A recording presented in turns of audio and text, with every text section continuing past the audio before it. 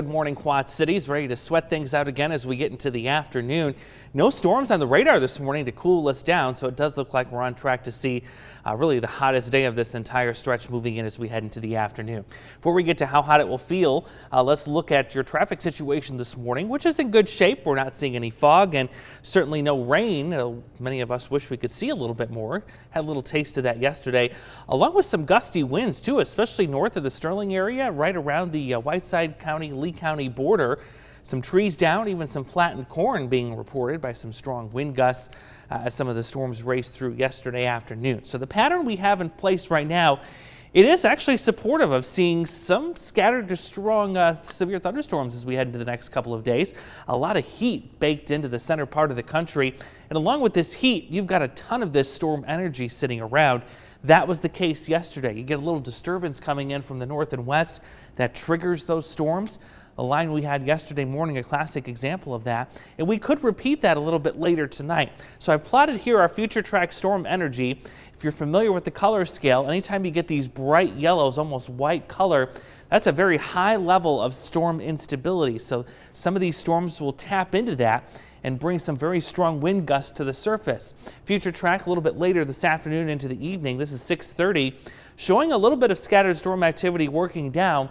And there is a possibility that some of these storms will tap into that energy and produce some isolated strong to potentially severe wind gusts as we head into the evening. We're going to keep a close eye on that. Certainly the ingredients are there, and so is the storm energy. Speaking of storms, we're watching a couple of complexes, one to the east of Minneapolis-St. Paul, which is not severe at the moment, but there is a severe complex here just to the west of the metro.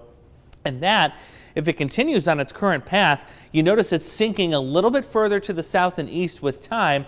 Should that hold together, it's on pace to arrive here later this morning, especially into the early afternoon. So we're going to have to watch this and forecast kind of hour by hour, if you will. Things may change as the morning and afternoon evolves. Now, there is a risk, at least a small risk, of seeing some severe weather, mainly along and north of Interstate 80 as we go into the late morning and early afternoon. It's on the lower end of the possible scale, but again, this may change depending on how that complex to the northwest develops here in the next several hours. One thing's for sure, it's going to be awfully uncomfortable by this afternoon. A new heat advisory in place for the entire region. It does exclude Joe Davis County. However, that may be added later, especially if the storms up to the north kind of lose their punch, if you will, and begin to dissipate as we head into the afternoon. Now, today's not the only day where we're going to have these high levels of heat index values. In fact, tomorrow we'll do it all over again between about 100 and 105. As we head into Friday and Saturday, another area of concern because the heat index will be approaching 100 degrees. So if you have outdoor plans, even out through, I'd say even Sunday, make sure that you're taking plenty of precautions, a lightweight, loose colored clothing, and of course, keeping up on the water. Looking at future track for today, there you see that complex kind of working in here, though a little bit later in the timing on this. 94 for a high, 74 tonight. We'll keep a couple of showers and storms going, and then back into the 90s as we head for your Wednesday tomorrow. And you guessed it, feels like temperatures near 100. You'll have to wait a little while before we see a break in this pattern. In fact, it won't happen until early next week.